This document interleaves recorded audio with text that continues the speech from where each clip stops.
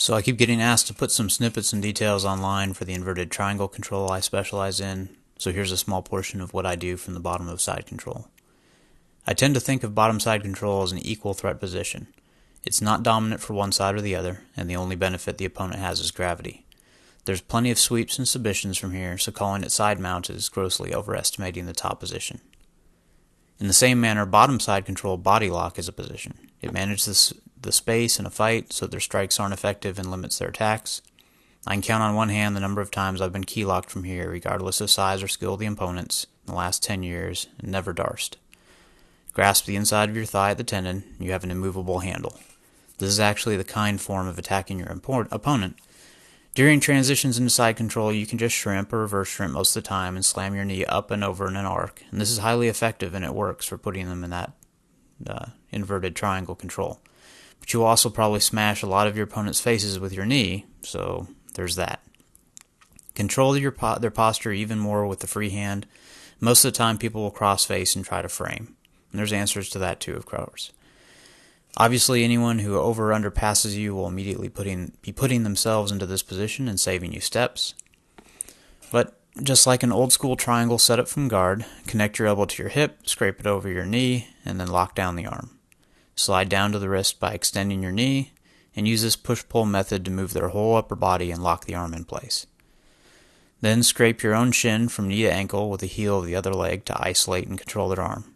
Sometimes you can trap their arm for the Americana, but the real goal is to isolate the arm between your legs and then cross ankles and extend legs high into their armpits so they can't swim their arm back out. From here, just frame their head just like any other armbar or triangle to force the posture, throw your leg over their head. You want to keep on your side facing their head with your hips as close to their core as possible to prevent their escapes. So let's go back for a moment and talk about the Americana from here. If they're flailing that forearm, it can just happen, but you can also force it by keeping the wrist and fishing your foot under the forearm, locking it in place with the other leg, and hipping out while controlling the posture for the key lock.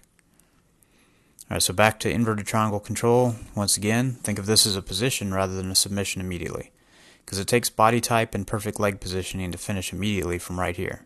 That doesn't always happen against high level and skilled grapplers. First on the list is the inverted armbar. Catch the cross-face arm with the I Dream of Jeannie wrap just above the elbow. Extend hips to fix your distance for the tap. Most of the time they will give you the Americana setup now when they feel in danger of the inverted triangle, but you can force this as well.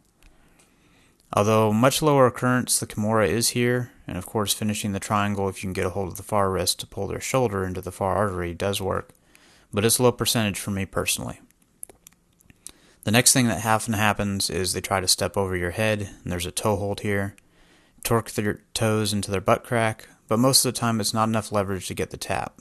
But it is enough to make them uncomfortable and sweep themselves over to escape it. Highest percentage from the bottom is just finishing the inverted triangle, and this is best accomplished by getting your angle by getting underneath them, locking their body, pinching your knees together to tighten the triangle, and bridging and extending your body. But there's a whole other world to be had if you sweep them over and keep your inverted triangle control. When they're protecting their arm from attacks, you can sweep them in that direction, or you can windmill your arms in the direction they have no base and rotate hips to sweep that way. From here, stay low to finish the triangle, or come up on top and you have all the normal arm attacks. But if someone is really being stubborn or needs some humble, just sit back, get some knuckles out, and punch choke their trachea. So there's a quick primer without the little details on bottom side control body lock position and the inverted triangle positions.